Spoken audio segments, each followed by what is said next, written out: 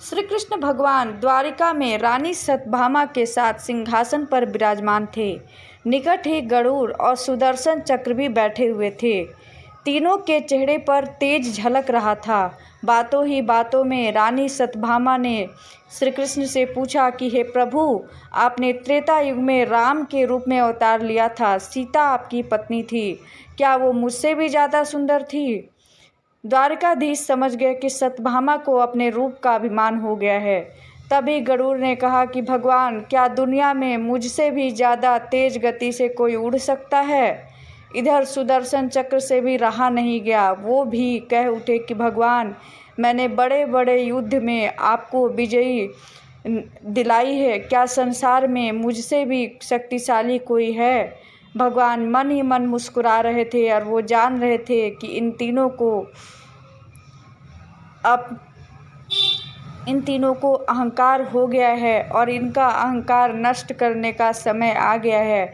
ऐसा सोचकर उन्होंने गरुड़ से कहा कि हे गरुड़, तुम हनुमान जी के पास जाओ और कहना कि भगवान राम माता सीता के साथ आपकी प्रतीक्षा कर रहे हैं। गरुड़ भगवान की आज्ञा लेकर हनुमान को लाने चले गए।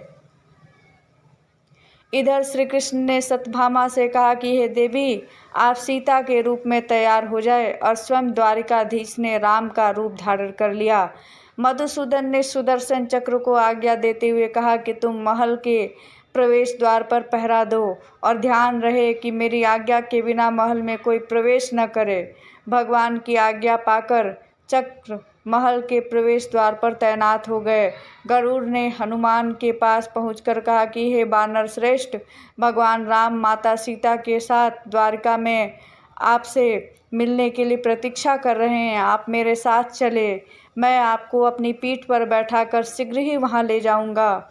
हनुमान जी ने विनयपूर्वक गरुड़ से कहा कि आप चलिए, मैं आता हूँ। गरुड़ ने सोचा, पता नहीं यह बूढ़ा बानर कब पहुँचेगा। खैर, मैं भगवान के पास चलता हूँ। यह सोचकर गरुड़ शीघ्रता से द्वारिका की ओर उड़े।